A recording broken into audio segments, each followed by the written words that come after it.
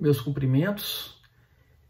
Vamos falar hoje sobre decisão monocrática e se as críticas que têm sido feitas estão corretas, né? Porque tem muita gente que fala contra, diz que está havendo excesso de decisões monocráticas nos tribunais, etc, etc. É difícil falar, né, se está tendo muito ou pouca, porque, na verdade, isso tem muito a ver com a demanda. Mas o que é decisão monocrática, afinal de contas? Decisão monocrática é aquela decisão que é proferida por um único magistrado, né? Ela é prolatada por um único magistrado. Ela se opõe à ideia da decisão colegiada, do acórdão, né? Em que nós temos no mínimo 3 magistrados decidindo em conjunto, não é? Então, a decisão monocrática é muito própria do juízo de primeiro grau, sejam as chamadas decisões interlocutórias, sejam sentenças, né? E no segundo grau nós temos os acórdãos, os votos que compõem os acórdãos e que criam um acordo em razão da somatória dos votos e que são chamadas de decisões colegiadas, porque realmente são, né? Então nós temos a decisão monocrática e a decisão colegiada. É a regra, né? A decisão monocrática no primeiro grau, né? Procura o juiz, ele dá a sentença sozinho, e etc. e tudo. Embora, evidentemente, as partes tenham a participação de trazer elementos para que ele possa decidir. Mas a formulação, né, é dele. Bom, existem, entretanto, situações em que as normas jurídicas prevêem que nos tribunais também possam ser proferidas decisões monocráticas. Eu quero deixar bem claro que todas essas decisões que as pessoas estão concordando ou não concordando, elas são sempre mediante provocação da parte, né? Sempre a parte interessada vem até o judiciário e traz o seu pleito e requer. Então, nós sabemos que até pelo princípio da celeridade processual, da economia processual, que as decisões, os recursos, quando forem manifestamente intempestivos, ou seja, você entrou fora do prazo, perdeu o prazo, não é? Quando ele foi, então, manifestamente inadmissível, ou seja, você entrou com recurso equivocado, não cabe recurso naquele caso, para aquele caso, né? Nesses casos, de cara, o relator vem e, através de uma decisão monocrática, ele decide rejeitando ou não conhecendo os recursos, não é? O artigo 932 do CPC estava aqui agora, o CPC está aqui, é muito livro aqui.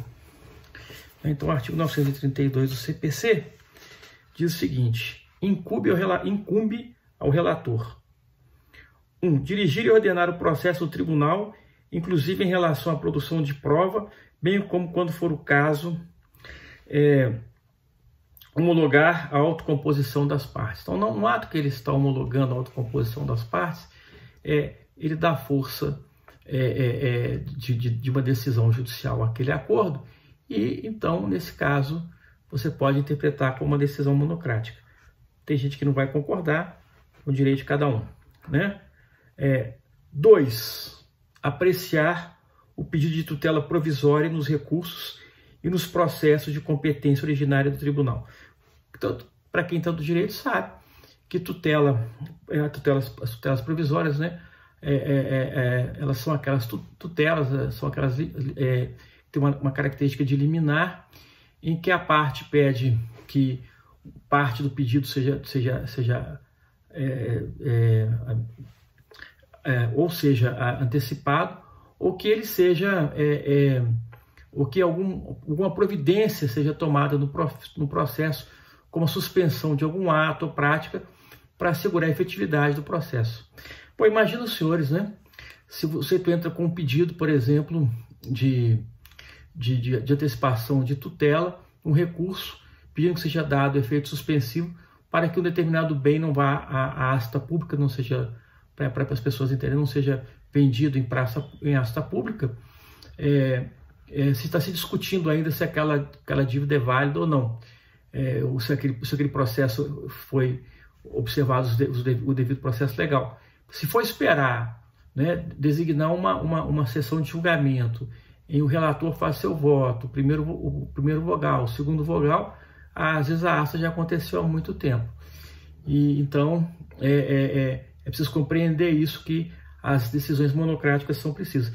E outra coisa, se ele decidiu, é porque alguém pediu. Então veja bem, tem aquele que não concorda quando não é com ele, não é? Porque pimenta nos olhos dos outros é colírio, né? Então nós temos essas questões, né? Não conhecer de recurso inadmissível, que eu já falei, prejudicado ou que não tem impugnado especificamente os fundamentos da decisão recorrida. Olha, se o sujeito não está atacando a decisão que ele está recorrendo, como é que o negócio vai adiante? Então já para ali, é um princípio de economia processual e celeridade processual, né? Nós temos que zelar pela duração razoável do processo, que é um princípio constitucional. Não conhecer de recurso admissível, claro, você entrou com recurso errado, um recurso que não é cabível, né?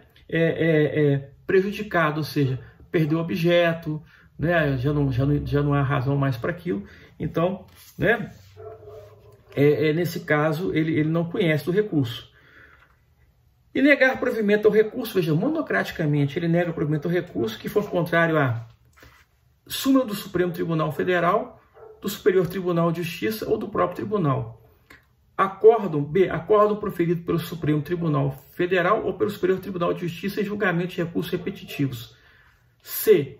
Entendimento firmado em incidente de resolução de demandas repetitivas ou de assunção de competência. Então, esses são os casos em que cabem vamos dizer, decisões monocráticas em segundo grau. O que eu acho que poderíamos estar nos perguntando agora é se essas decisões monocráticas, que parece que incomodam tanta gente, se elas não estão acontecendo em profusão, é porque direitos fundamentais, garantias fundamentais não estão sendo desrespeitadas a todo momento. Não é? Imagina se toda prisão e que fosse revestida de legalidade, vocês falassem assim, olha, espera aí, né? Aliás, tem muita gente presa aí nesse país, né? Porque até agora alguém não quis decidir monocraticamente, preferiu julgar para o plenário, né? ou para a sessão, e aí já viram o que acontece. Então tem certas circunstâncias, por exemplo, o sujeito está lá impedindo alguém de chegar a uma urna de votação, ou está colocando em dúvida alguma coisa, ou que pode afetar a nação. Ora, ele vai observar. Sabe o que ele vai observar? Aquilo que todo profissional do direito pensa que conhece. Fumus boni iuris e periculo in mora. O que é o fumus boni iuris? Que eles chamam de, traduzir literalmente, fumaça do bom direito. As pessoas falam assim, porque tal, parece que tem um direito aqui. Não é isso não. Se aquele direito é plausível, se ele é possível de ser discutido ali. Se ele é plausível, porque se você fala que tudo indica que ele tem o direito, você já está prejulgando. É plausível, a plausibilidade daquela discussão, daquele direito. Então, e o periculo in mora é isso mesmo, o perigo da demora. Se demorar demais a decidir, já era, já acabou, não tem mais como resolver. Porque o perigo de demora é o perigo de dano irreparável ou de difícil reparação. Entendeu? Mas não, vai ter gente reparar, mas é muito difícil. Entendeu? O cidadão não tem que ficar sujeito a isso. Então, aqueles que não gostam da decisão monocrática, precisam entender o seguinte: a decisão monocrática, ela tanto resolve em situações como as que eu mencionei, para o particular, por duas pessoas, para alguém que não tem, vamos dizer assim,